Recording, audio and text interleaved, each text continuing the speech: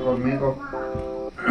A mí me llama esta porción, siempre me ha puesto en cierta manera, ¿cómo lo puedo decir? Un principio de por qué tenemos que congregarnos. La carta de Judas, hermanos, a un lado del Apocalipsis, es la última carta previa al libro de Apocalipsis. Esta normalmente la consideramos como San Judas apóstol. Recuerda que era Judas Iscariote y el otro Judas que traicionó a Jesús. Entonces, en esta carta hay una parte de una amonestación, o más que todo es una parte donde tenemos que ponerle atención. Este nada más tiene un capítulo y hay los versículos que le voy a mencionar se encuentran en el 17 en adelante. Vamos a leer hasta el versículo 20. Pero vosotros, amados, tened memoria de las palabras que antes fueron dichas por los apóstoles de nuestro Señor Jesucristo. Los que os decían: en el postrer tiempo habrá burladores y andarán según sus malvados deseos. Estos son los que causan divisiones, los sensuales, que no tienen al Espíritu. Pero vosotros, amados, edificados sobre vuestra santísima fe, orando en Él, Espíritu, que dice, orando en Él, Espíritu Santo. Hacemos una oración. Padre, te damos gracias, porque hoy nos enseñarás una vez más tu palabra, que nos ayudarás a la comprensión de la misma, Dios. Yo te pido, Dios, que podamos llegar a la comprensión en la necesidad de por qué congregarnos. La semana pasada hablábamos que congregarnos es un mandato divino, es una orden divina. Desde el tiempo antiguo tú estipulaste que el pueblo se congregara. Ahí nos enseñaste, Señor, que había un principio fundamental, Señor, porque eso nos ayudaría, o le ayudaba al pueblo, Señor, a congregarse sin distinción. Había que congregar a los varones, a las mujeres, a los niños, a los ancianos, a los extranjeros, para que oyeran, para que aprendieran, para que tuvieran temor, la cuidaran y la pusieran por obra. Pero hoy, Señor, aprenderemos la otra parte también de por qué tenemos que congregarnos. Ayúdanos, Señor, a que podamos estimular nuestra fe y sobre todo también, Señor, a permanecer bajo tu gracia. En nombre de Jesús. Amén. Bueno, hermano, la semana pasada, haciendo un recordatorio, ya sabemos la razón, el por qué congregamos. El tema que estamos llevando a cabo ahorita son dos elecciones para nosotros como varones, y el segundo tema que vamos a hablar ahorita, esta noche, es el por qué congregarnos. Nos ayuda, mi hermano, a vencer, o nos ayuda a tener cuidado, nos ayuda también, hermano, a prácticamente a tener un antídoto contra la herejía. Es decir, la semana pasada comentamos y dijimos que el congregarnos, o por qué nos teníamos que congregar, estaba establecido por una orden divina. Y recordamos, hermano, que esa orden la estipuló el Señor, en donde nos teníamos que congregar. Dijo: harás congregar al pueblo, varones, mujeres, niños. Tomó en cuenta a los ancianos, a los extranjeros, y les dio un motivo para que pues, tenían que conocer las escrituras, tenían que conocer los mandamientos, los estatutos, las leyes, decretos que estaban estipulados. ¿Y para qué quería que nos escucharan? ¿O para qué era la razón de congregarlos? Para que ellos pues, la escucharan, aprendieran, generan temor, la pudieran cuidar y poner por obra. Así que le dio principios, importancia y por qué congregarnos. Pero ahora veremos, hermano, para qué nos ayuda a congregarnos. Por la razón de tener que congregarnos, hermano, es que es un antídoto contra la herejía. Y en el tiempo de Jesús, hermano, así como en los tiempos ya de los apóstoles, ya había personas, o había falsos maestros, y quiero leerle esta partecita que viene aquí en nuestro expositor. Uno de los beneficios que aporta para congregarnos es que nos protege de la herejía. La palabra herejía procede de una palabra griega que significa literalmente elección. Este término describe falsas enseñanzas y denota las doctrinas que se apartan de lo correcto. Se lo vuelvo a repetir. La palabra herejía procede de una palabra griega que significa literalmente una elección o elección. Este término describe falsas enseñanzas y denota las doctrinas que se apartan de lo correcto. Y entonces, amados hermanos, la herejía o las falsas enseñanzas a nosotros, hermanos, nos da una elección. Es decir, no sé si de repente usted ha visto por ahí cuando pasan los testigos de Jehová, ellos tienen una doctrina. Cuando vienen dos personas o dos muchachos hablando, los mormones, que usted los ve que vienen uniformados con su corbata, las muchachas también, vienen vestidas con un atuendo o algo que los distingue. Bueno, ahorita los católicos ustedes los va a ver haciendo sus procesiones, sus famosas estaciones a donde ellos llegan y están llevando supuestamente para ellos el Vía Crucis. De ahí, hermano, pues usted puede ver aquí abajo por esta zona de Caguatzin, hermano, vamos, aquí está una iglesia que se llama La Choquina, que es otro tipo de denominación que está marcando una forma de estilo de vida diferente. Aquí en la que está aquí, donde estaba antes el lavadero de carros, o todavía sigue, que anteriormente pues se veía la gente que estaba congregada, ahora hasta el portón lo mantiene encerrado. Bueno, sus motivos y razones tendrán. Más adelante, para allá al fondo, casi para cruzar la faja de oro, se encuentran los adventistas. Los adventistas, ustedes los ven que se congregan todos los sábados. Normalmente se congregan viernes por la noche. Algunos se quedan ahí, hermano, en la noche a hacer su famosa vigilia, o en este caso lo que ellos le llaman su primera, segunda, tercera y cuarta vigilia. Comienza desde las 6 de la tarde y hasta el otro día, se despiertan hasta las 6, 7 de la mañana. Ellos hacen un programa donde grupos distintos van tomando horas para orar, leer la Biblia, predican, ese grupo se duerme, luego viene otro y así se la llevan. Y ellos tienen una doctrina de que no comen carne, no toman café, se aposentan. Bueno, ellos lo consideran que es un aposento que tienen que hacer todos los sábados, y ahí los ve usted. Normalmente ellos son muy dados a dar apoyos sociales y son muy dados a cuidar la salud. Y ahí, hermano, pues yo le puedo seguir mencionando las que se encuentran aquí. Bueno, pues usted conoce los testigos de Jehová, usted lo sabe, ¿verdad? Los distingue luego los famosos salones del reino.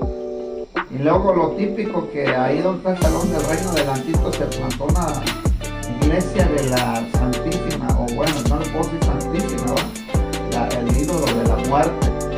Y ahí está, ahí se estipuló. Y luego si nos vamos hacia Morelos, podría mencionarle que se encuentran varias también, que ya también está invadido de iglesias. Y ya ustedes saben, en la colonia tenemos una que se llama la Senda Antigua, que ellos siguen un poquito la ley todavía de Moisés. Ellos todavía también se aposentan los sábados. Se van a quedar las noches del viernes, algo semejante al adventista, nada más que ellos tienen pues ellos hablan mucho palabras hebreas que a veces la gente los confunde. Ellos tienen muchos el título de Yeshua, en vez de referirse a Jesús, ellos lo mencionan así. Palabras que se distinguen, y que a veces la gente ahí en esas iglesias utilizan velo, vestimenta es distinta al caso de nosotros como iglesia cristiana. Bueno, ¿y por qué estoy mencionando todo este tópico? Bueno, hermano, porque la mayoría de las personas muchas veces no se dan cuenta que cuando hablamos de una herejía es hablar de una elección que las personas toman entre creer lo que se les enseña o se les predica o lo que se les comparte. A lo mejor usted diga, bueno, hermano, el adventismo para nosotros es algo semejante, casi va al par de nosotros, se ve que es igual. Ellos también se congregan, predican la palabra igual que nosotros, cantan. Pero ¿qué distingue un adventista de uno de nosotros como pentecostales? Bueno, ellos no creen en el Espíritu Santo, en el hablar de lenguas, en el bautismo del Espíritu Santo como nosotros. Para ellos, hermano, el guardar el sábado es el día del Señor para ellos. Ellos no consideran a Jesús, más bien dicho, ellos consideran a Jesús, le dan importancia a Jesús, pero no le dan importancia al Espíritu Santo tanto y al Padre tampoco. Ellos solamente se enfocan en Jesús. Si usted sabe a los católicos, usted sabe que ellos las imágenes ahora ya no le llaman ídolos, le llaman imágenes. Y las imágenes para ellos aparentemente dicen que no tienen poder, ¿va? Pero como quiera tienen imágenes y las adoran. Ustedes saben que siguen a María y al Cristo crucificado. A mí siempre me ha llamado la atención el por qué siempre tenían los famosos Cristos. Bueno, hace un momento sin querer una persona con la que hablaba me dijo, es que nosotros tenemos el simbolismo de Cristo crucificado, es decir, nosotros para distinguirnos como católicos, como le llaman normalmente, de hueso colorado, nosotros tenemos, somos de la iglesia tradicional, así me dijo, y la tradición significa que cada familia debe de tener en memoria a Cristo crucificado. Todas las noches le rozamos, todas las noches le leemos el rosario, y bueno, me explicó la señora todo su asunto. Entonces, pero hermano, cuando nos damos cuenta de esto significa que hay gente que cuando no se congrega en la iglesia, hermanos que no se congregan, que no son tan permanentes a la enseñanza, a la doctrina, porque la palabra doctrina significa enseñanza, entonces a veces tiende a confundirse. No voy tan lejos, hermano, no me gusta criticar la radio cristiana, pero dentro de la radio cristiana no todos los mensajes son cristocéntricos. Es decir, no todos los mensajes van enfocados a la necesidad que la gente tiene, sino que a veces, muchas veces varía o diferencia un mensaje uno del otro. Y a veces, amado hermano, uno en vez de ayudarlo a edificar, a veces lo confunde y tiende a veces a la persona a tener esa falta de conocimiento. La Biblia dice, mi pueblo se perdió por falta de conocimiento. ¿Cuál es el propósito entonces del Señor? El congregarnos. Hay tres cosas que quiero dejarle esta noche, hermanos. ¿Por qué nos tenemos que congregar? Ya sabemos que es una orden divina. Ya sabemos que el propósito del Señor es el que conocieran la palabra, que escudriñaran la palabra, que tuvieran el conocimiento de la palabra. Nos los enseñó que el propósito es para que la oyeran, para que la entendieran. Nos llevó a entender, hermano, que la tenemos que cuidar, ponerla por obra y para que adquiriéramos temor. Pero ahora, el congregarnos, hermanos, nos ayuda a nosotros a aprender tres principios que son necesarios.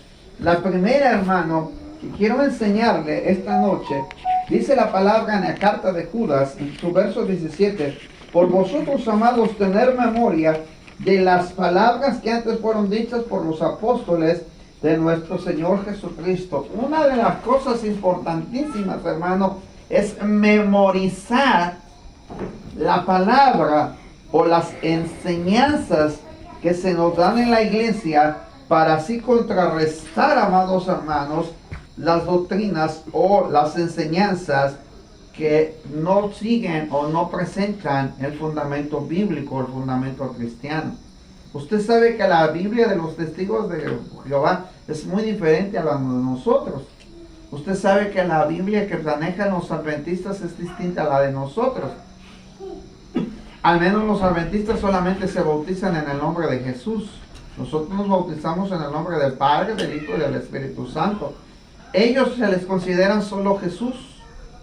Entonces, ¿cómo puedo contrarrestar a una persona que me está presentando una doctrina, una enseñanza diferente a la que yo creo? Bueno, hermano, pues memorizando la palabra. ¿Para qué me tengo que congregar? Para que la palabra que se me enseñe, yo la tenga que memorizar, la tenga que retener, la tenga que llevar a mi conocimiento. ¿Se acuerda del pasaje de Mateo? Vaya Mateo. Y Jesús dijo, ¿a qué compararé al hombre prudente? Fíjense que Jesús en el capítulo, en el 7, ya al finalizar Mateo, Jesús enseñó lo que nosotros conocemos, el sermón de las bienaventuranzas. Y el sermón de las bienaventuranzas abarca desde el capítulo 5 hasta el capítulo 7, hermanos. Hasta el capítulo 7. Algunos nada más se queden con los versículos del 1 al 12 del capítulo 5. Dicen, ese es el sermón de las bienaventuranzas. Pero el sermón de las bienaventuranzas, amados hermanos, abarca desde el capítulo 5 y termina hasta el capítulo 7. Y se los leo rápidamente así, nomás los encabezados. Al principio, en el verso 1 al 12 son las bienaventuranzas. El sermón, hermano, hablando del sermón del monte, se está refiriendo a todos los demás temas que Jesús trató. Al menos habló de la sal de la tierra, la luz del mundo, Jesús y la ley, la ira, el adulterio, el divorcio, los juramentos, el amor a los enemigos, lo referente a la limosna, la oración, el ayuno, lo que es el tesoro en el cielo, la lámpara del cuerpo, las riquezas, el afán y la ansiedad. Ya habló del no juzgar a los demás, la oración y la regla de oro. Y luego habló de la puerta estrecha, refirió a los frutos. Y luego al final, cuando dice, no todo el que me diga Señor, Señor, hablando de que nunca los conoció. Y cierra el mensaje del sermón, porque una cosa son las bienaventuranzas, pero otra cosa es el sermón. Como dijéramos por ahí, Jesús se aventó un buen sermón desde el versículo 12 en adelante. Y mire lo que dice, cualquiera pues que me oye estas palabras y las hace. 7:24. Le compararé a un hombre, ¿qué dice? Prudente que edificó su casa sobre la roca. Entonces, ¿qué necesitamos, amados hermanos, al congregarnos? Ahorita, si usted se está dando cuenta, aquí estamos congregados. Y al congregarnos, estamos llevando el estudio de la palabra. Y en ese estudio de la palabra nos ayuda a memorizar, a retener el conocimiento de la palabra de Dios. Si un testigo viene y le dice, es que el Espíritu Santo solamente es una fuerza activa, así lo manejan ellos. Pero ellos no le hablan de la personalidad del Espíritu. Los testigos ahorita van a celebrar solamente, en este caso, la memoria de Jesucristo. No le dan importancia al sacrificio. Solamente conmemoran, hermano, la vida de Jesús. Los católicos lo hacen bajo un ritual, o lo que le llamamos una tradición. Y así, hermanos, pero nosotros, ¿dónde podemos combatir una herejía? ¿A dónde podemos combatirla? ¿De qué manera podemos combatirla? Bajo la memorización de la palabra, hermano.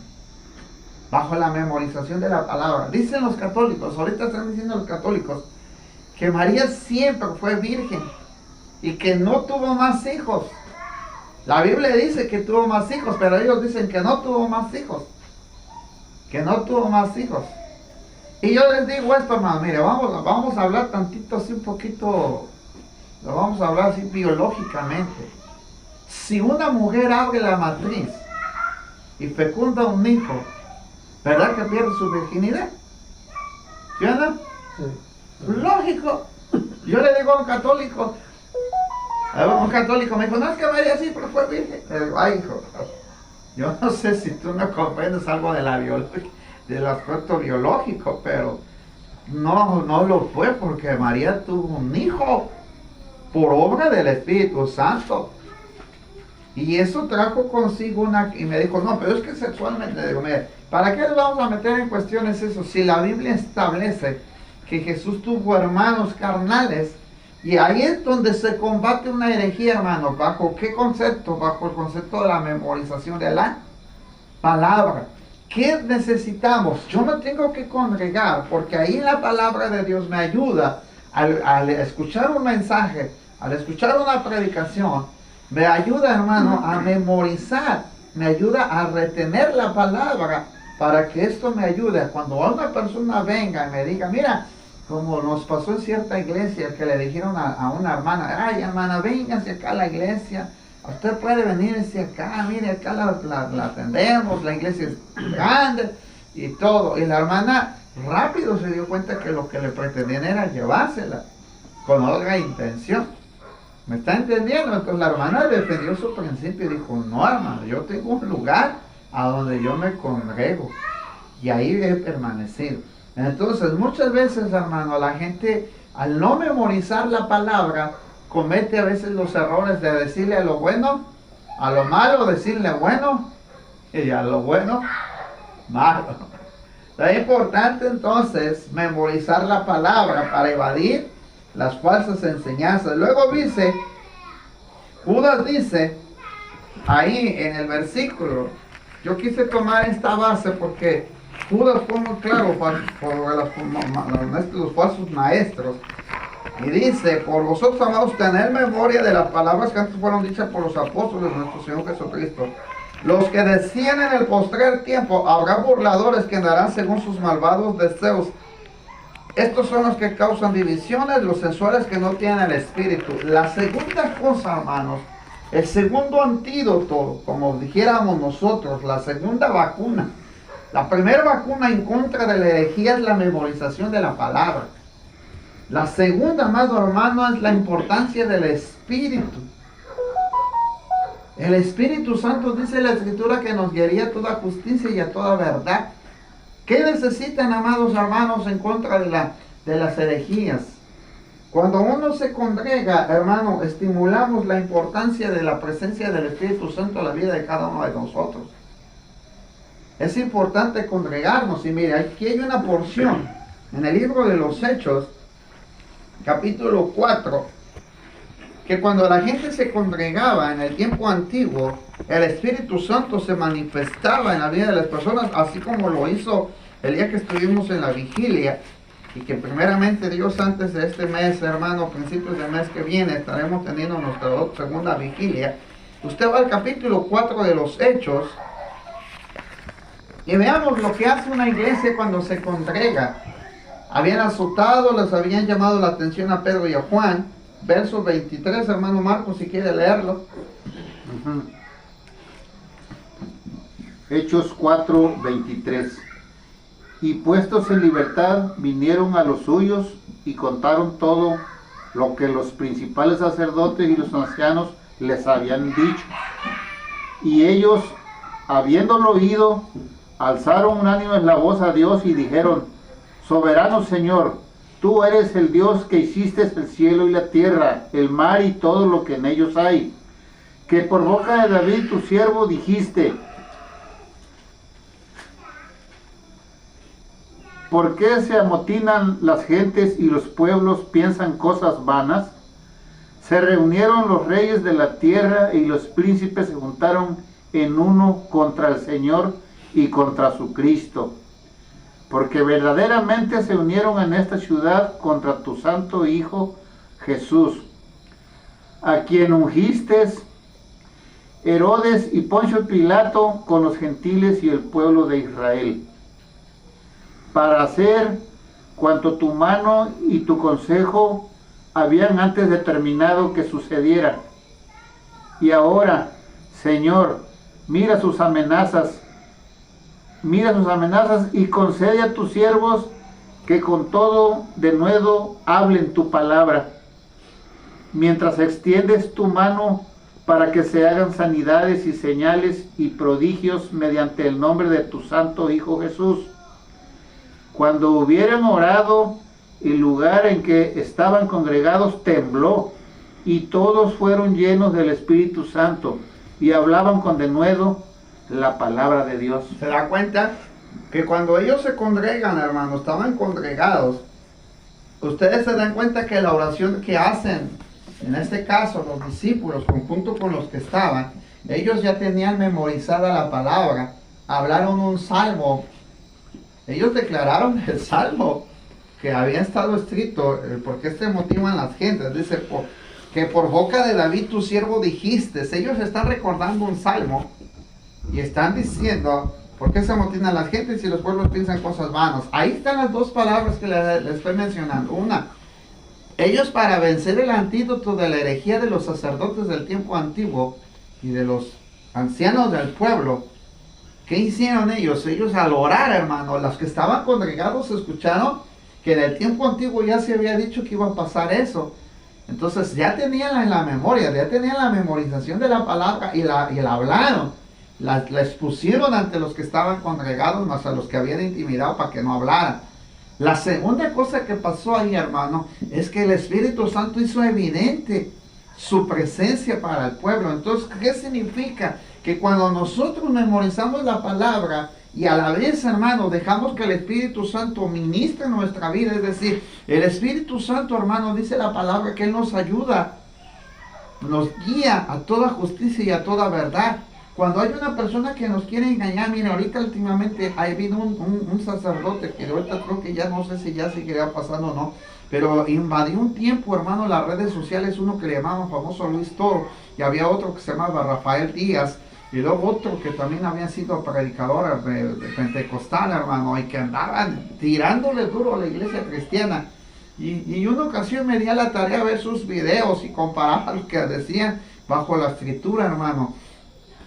Pero era tan perspicaz, es decir, tan sutil para tratar de engañar a la gente, que transgiversaba la palabra, o nada más le cambiaba ciertas cositas, pero lo importante es que pareciera que era que uno que no tiene el conocimiento bíblico lo convence rápido, fácil lo convence, y a muchos, hermanos, se los desviaba de la verdad. ¿Qué hace el Espíritu Santo? Mira, hermano, nosotros hay una cosa que nos revela la Biblia. El Espíritu Santo nos guía a toda justicia y a toda verdad. Significa que cuando alguien dice el libro de Proverbios, si los pecadores te quisieran engañar, no consientas. El consentir significa, es la tercera palabra. O sea, no permita. Ajá, no permita. O no prestes oídos.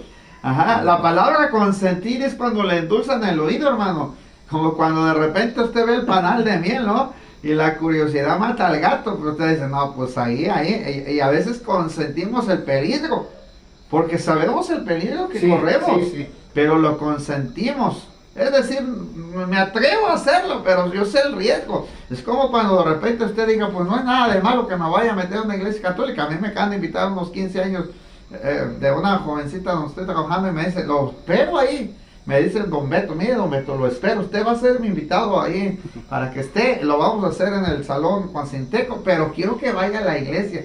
¿A poco me dijo esta palabra? Dice, no es nada malo que usted vaya a la iglesia católica, se congregue ahí, que se siente, si va como mi invitado. Pero mire, si los pecadores te quieren engañar, no consientas.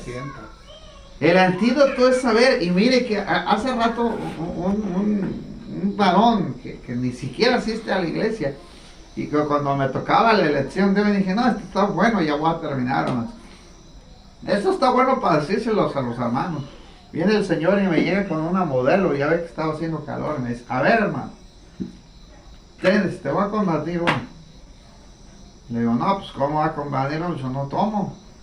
No, dice, a ver, ¿es malo beber o no es malo beber?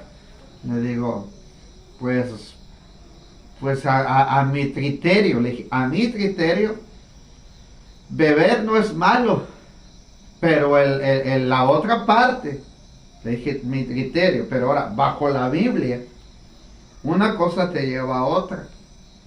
Dice la Escritura, la palabra es bien clara, que con el comienzo de la bebida se produce el envenenamiento de la mente. Es decir, si tú me ves a mí tomarme una, al rato me vas a decir, el hermano tomó una, y no es malo. Pero de repente fíjese cómo me la aplicó y la agarra, me quiso ver a ver qué decía yo, pero cuando dije del envanecimiento de la mente y cuando le dije, no, pues si yo me tomo uno, tú me vas a decir, el hermano se la tomó y no hay nada de malo, y eso que es hermano.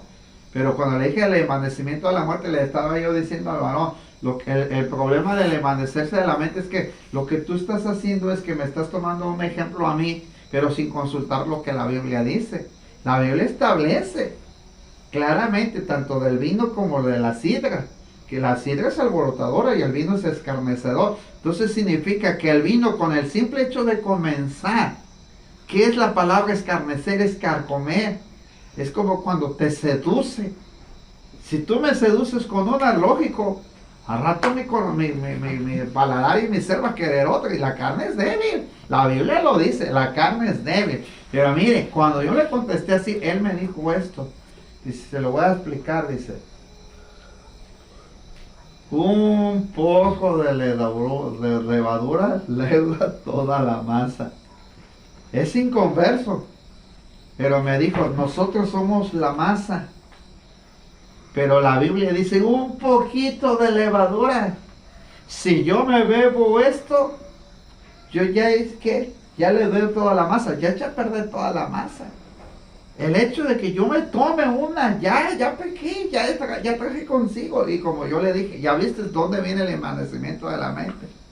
Si yo acepto lo tuyo, mi mente se va a envanecer, va a decir, pues no me pasó nada, me tomé una. No, pero el problema es que ya trae un escarnecimiento.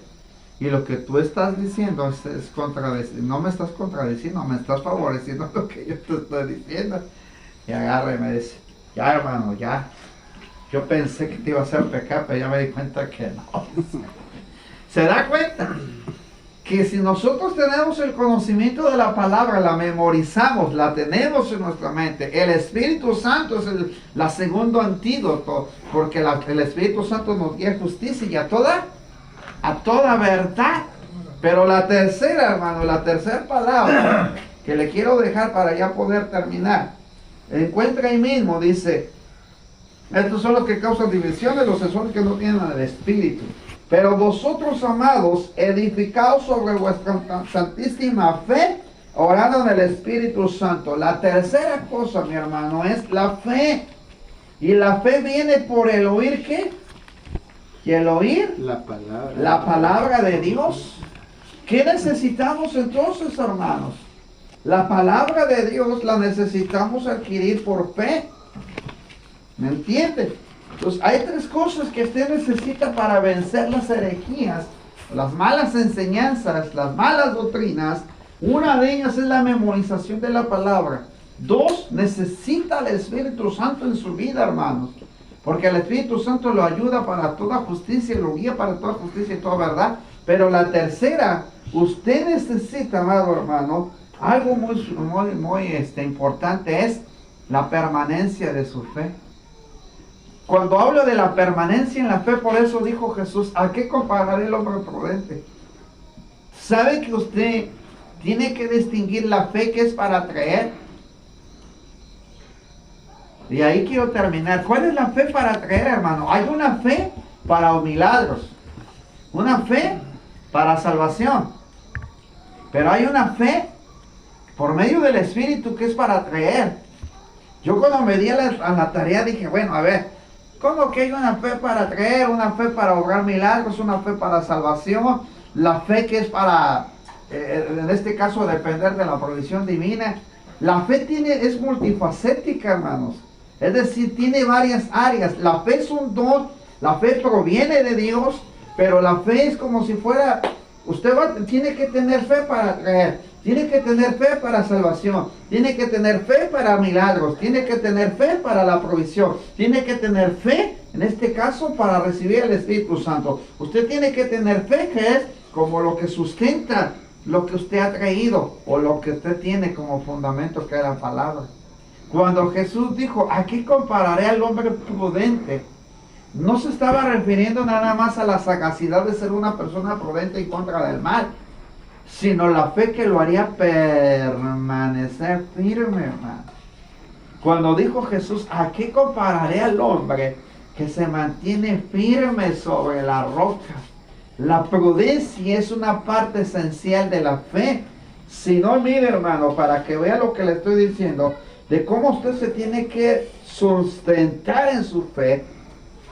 Porque en el caso ahorita, hermano, un ejemplo tantito que falta más tantito el ejemplo ahorita de la hermana Antonia y el hermano Octavia que se enfermaron.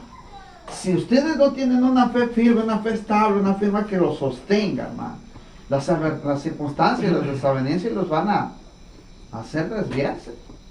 No me gusta a mí hablar mucho de la situación como que pasó con la hermana Guadalupe, pero ustedes lo saben, hermanos, ¿no? Es un ejemplo real, no tengo por qué buscar otros ejemplos.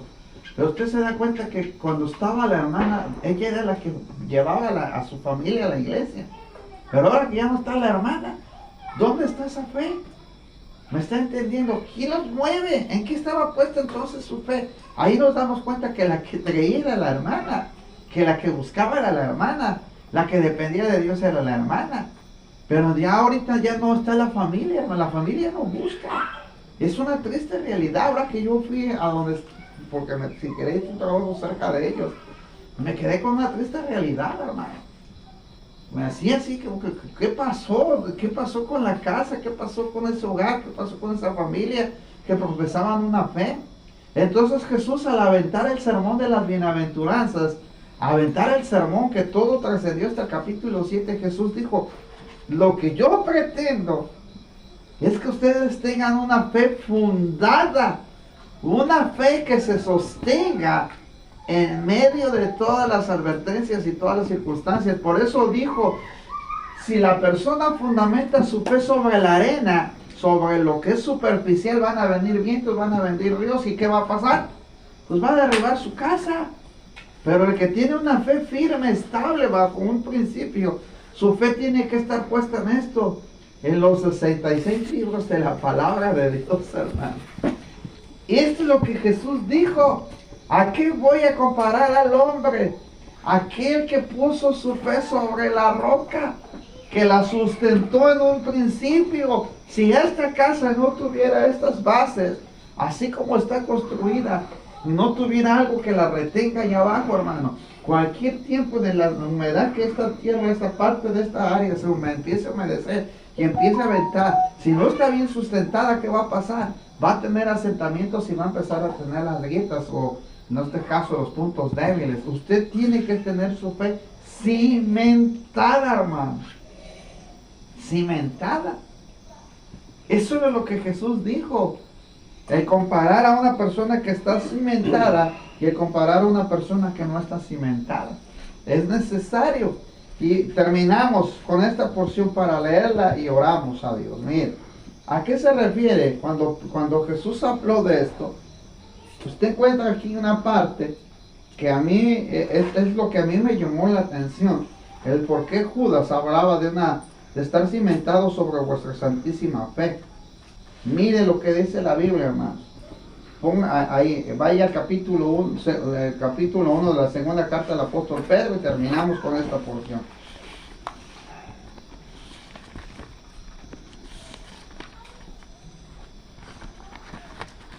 Capítulo 1, verso 13 en adelante.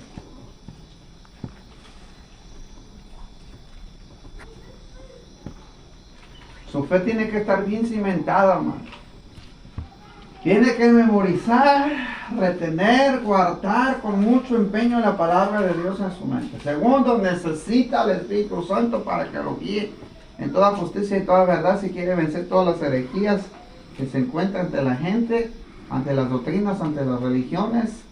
Y la tercera, mi amado hermano, usted tiene que tener su fe bien cimentada, bien firme en el Señor. Para terminar, Segunda de Pedro, capítulo 1, verso 13 en adelante. Vamos a pedir que al hermano Brano que lo lea y le voy a decir dónde se tiene que detener, hermano. 13 en adelante, ¿verdad? Dice, pues tengo por justo... El capítulo de la segunda de Pedro. Sí, segunda de Pedro, capítulo 1, verso 3. Verso 3. 3, no es 13. Dice, como todas las cosas que pertenecen a la vida y a la piedad nos han sido dadas por su divino poder, mediante el conocimiento de aquel que nos llamó por su gloria y excelencia. Ok, ya vio que tenemos que tener conocimiento de aquel que nos llamó. Entonces, si quiere vencer usted el antídoto de las herejías, hermanos, el conocimiento, el retenimiento, la memorización de la palabra. Eso es con lo que primero tiene que fundamentarse para vencer. Por eso necesitamos congregarnos. Y cada que nos congregamos, como por ejemplo los domingos, los jueves, los servicios como ahorita, nos ayuda a retener la palabra, a tener conocimiento de la palabra. ¿Qué más dice, hermano? Por medio de las cuales nos ha dado preciosas y grandísimas promesas, para que por ellas llegaseis a ser participantes de la naturaleza divina, habiendo oído de la corrupción que hay en el mundo a causa de la concupiscencia. ¿Y cuál es esa lección? ¿Y cuál es esa bendición, hermano? Pues el Espíritu Santo nos ha dado promesas a través de su palabra. Y Jesús dijo, no es necesario que me vaya, pero no los voy a dejar huérfanos. Voy a enviar al Espíritu Santo, al cual estará con ustedes. Él será su guiador. Él los guiará a toda justicia, toda verdad. Entonces, esas son de las bendiciones y promesas, que hay muchísimas ahí en la Biblia, pero nos da ese principio. El 5, hermano, ¿qué dice? Vosotros también, poniendo toda diligencia, por esto mismo añadid a vuestra fe virtud, a la virtud conocimiento, y al conocimiento dominio propio, al dominio propio paciencia, y a la paciencia piedad, a la piedad afecto fraternal, y al afecto fraternal amor. Porque si estas cosas están en vosotros y abundan, no os dejarán estar ociosos ni sin fruto en cuanto al conocimiento de nuestro Señor Jesucristo. Pero el que no tiene estas cosas tiene la vista muy corta, es ciego, habiendo olvidado la purificación de sus antiguos pecados. Por lo cual, hermanos, tanto más procurar hacer firme vuestra vocación y elección, porque haciendo estas cosas no caeréis jamás. Ahí está, ¿se da cuenta? Que necesitamos entonces el conocimiento, necesitamos al Espíritu, necesitamos la fe. Porque la fe, hermano, como le dije, la fe es multifacética. Yo siempre creí, le voy a decir, yo siempre creí y pensé que la fe nada más era una sola, una fe que se sustentaba en lo que yo creía para salvación y milagros. Y no, cuando me dediqué a investigar, a tener en cuenta que la fe está en los frutos del Espíritu, la fe está establecida en Hebreos para la fe de las promesas, y empecé a darme cuenta que estaba sustentada, pero también, hermano, era multifacética. Cuando de repente los discípulos le dijeron, enséñanos a orar, y se quedan, el Señor dijo, bueno, ¿quieren que les enseñe a orar? Pero de repente les enseña a orar y de repente les dice, uno de ellos dice, Señor, aumentanos la fe. Y Jesús les dijo, ¿no les he dicho que si tuvieran la fe como un grano de mostaza, la semilla más pequeña de todas las que se encuentran en el área de las semillas? ¿No les he dicho que si tuvieran fe como un granito de mostaza, tú le dirías a este monte, desarráigate y échate a la mar, o sería hecho? Pero luego más adelante da la explicación de la semilla de mostaza, que dice que cuando se echa a tierra muere, porque esa semilla muere abajo. De ahí empieza a germinar y va haciendo un arbolito, dice que ese es un árbol grande, que hasta los nidos, los árboles hacen nidos en él, hermano. La semilla de mostaza en pequeño, cuando se sustenta, se hace como los árboles de mango, hermano, a este nivel de altura. Imagínense cómo tiene que ser su fe tiene que estar sustentada y multifacética. Por eso necesitamos la fe. Cuando la persona venga y le diga, no, es que no existen los milagros, eso es lo que tú dices. Pero la palabra de Dios dice que Dios obraba milagros, y Jesucristo es el mismo de ayer, de hoy y por todos los siglos. Él no ha cambiado. Entonces Pedro también nos reafirma y al final nos dice que si la fe, mi hermano, vosotros también poniendo toda atención, en el verso 5, por esto mismo añádale a su fe. ¿Qué le tiene que añadir a esto a su fe? ¿Por qué cree que le digo que la fe es multifacética? Es como la semilla de mostaza que crece, según el Pedro 1:5. Dice que a nuestra fe le tenemos que añadir virtud, conocimiento, dominio propio, paciencia, piedad, afecto fraternal y amor. Porque si estas cosas están en vosotros y abundan, no dejará de estar ociosos ni sin fruto en cuanto al conocimiento de nuestro Señor Jesucristo. Porque el que no tiene estas cosas tiene la vista muy corta, es ciego, habiendo olvidado la purificación de sus antiguos pecados. Por lo cual, hermanos, tanto más procurar hacer firme vuestra vocación y vuestra elección, porque haciendo estas cosas que dice, no caeréis jamás.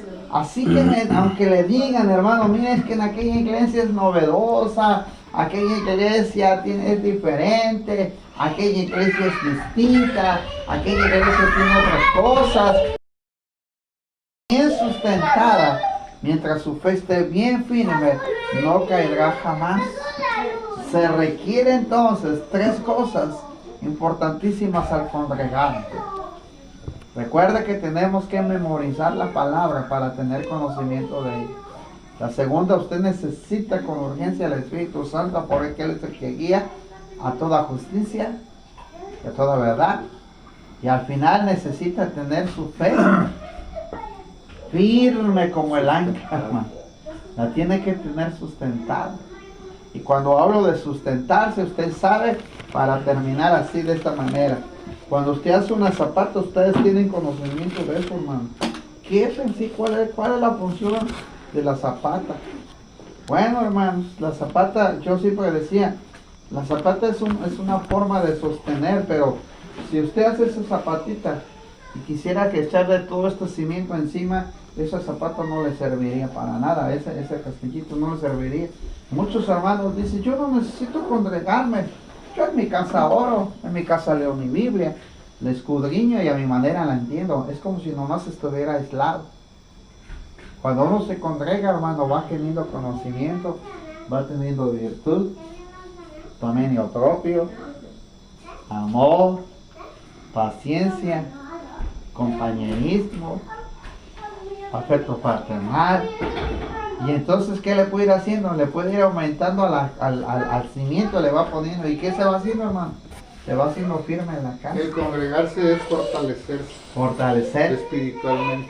Y Jesús, por eso le digo, ¿a quién voy a comparar el hombre prudente? Me acuerdo cuando Felipe dijo, pues no he ido a la iglesia, al templo, pero aquí leo la Biblia, aquí en mi casa y aquí oro. Pero él solo no crece, no agarra fuego. Es como cuando hace uno lumbre, ¿verdad? En la chimenea o el fogón. Para que arda y haga un buen fuego tiene que haber varios palitos unidos. Y una vez que están encendidos, hace un bonito fuego. Si usted viene y aparta de esos palitos que están echando fuego, si usted viene y aparta uno y lo pone por acá solo, así apartado, se apaga. ¿Se apaga? Se apaga. Y si está junto con los demás, el fuego, hacen un bonito fuego, se mantiene el fuego y se consume. Sí, así es la iglesia, hermano. Se consume la Y más cuando de repente usted se da cuenta que le empiezan a llegar por ahí. Un día el apóstol Juan dijo, cuando alguien llegara a tu casa y viniera con otro mensaje, no le digan ni bienvenido.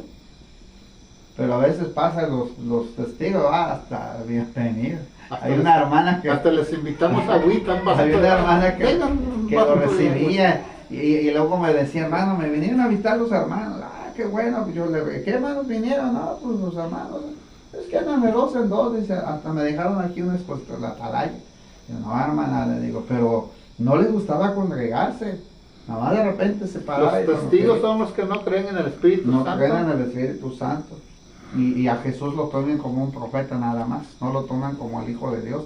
Y el sacrificio pero su Biblia de ellos no habla del Espíritu Santo. Sí habla, pero lo toman como una fuerza inherente nada más, como un impulso nada más. No es una persona, para ellos no es una persona, para ellos es una fuerza que nada más los mueve. Así como que cuando usted se propone hacer eso, lo voy a hacer, y ya, es una fuerza que lo mueve a hacer algo. Pero no lo toman como una persona. Para ellos, nosotros tenemos 3 dioses. No, pero el Espíritu Santo... Es como si fuera la gasolina de su máquina. El Espíritu Santo es muy importante. Sí. Pero en sí, la palabra del Espíritu Santo nos trajo para revelarnos al Padre y al Hijo por medio de su Espíritu Santo. Pero ellos no lo toman así. Entonces, cuando le habla a usted del libro de los Hechos, para ellos no, es que fue una fuerza inherente. Es como cuando usted dice, hoy me voy a ir para allá y me motivo y ya voy, eso. Nada más. Es como que cuando tengo una emoción de hacerlo. Pero ellos no toman al Espíritu Santo como persona. Pero la Biblia lo toma como una persona, sin separarse del Padre y del Hijo, porque Jesús dijo, yo y el Padre uno mismo somos. Y cuando hace el bautismo, el Padre, el Hijo y el Espíritu Santo. Y cuando formaron la creación, fue el Padre, el Hijo y el Espíritu Santo. Yo siempre he entendido esto para cerrar, hermano. Yo entiendo a un Dios que da orden. Entiendo un Dios que para que nosotros lo pudiéramos conocer, separó cada cosa para nuestro entendimiento. Quién era el Padre, quién es el Hijo, quién es el Espíritu Santo, pero usted lo junta y hace una sola persona. Es Dios revelándose a través del Padre, del Hijo y del Espíritu. Cuando usted toma una fotografía, a mí me gusta enseñar la Trinidad, ¿sí? Cuando Jesús asciende al cielo y dice, no se pongan tristes, este mismo Jesús que veis que está haciendo ascender hacia el cielo, así mismo vendrá. sí, pero también dice, mientras yo preparo allá todo para dar, Pues, no estarán solos, yo les mandaré, pues al Consolador, al Espíritu es Santo. el Espíritu Santo, ¿verdad? A eso se refiere Jesús, Sí, Él enviaría al que dice Espíritu el Santo. Paracleto, o sea, no van a estar solos, les enviaré el Espíritu Santo para que esté con ustedes. Para que esté con ustedes. Por eso es importante el conocimiento de las Escrituras, lo importante que el Espíritu Santo nos guíe, hermano, justicia y verdad, e importante que nosotros tengamos bien firme vuestra elección y vocación, es decir, vuestra fe tiene que estar bien sustentada. Amén. Entonces es muy importante el Sí, Espíritu Santo, es y importante. muy necesario en la vida Amén, del hermano, pues cristiano. solo tiene que buscar, vamos a En la orar. vida del cristiano, sí. Y entonces, ¿por qué tus amigos no le dan la verdadera importancia? Bueno, es que ahí sería darles un día.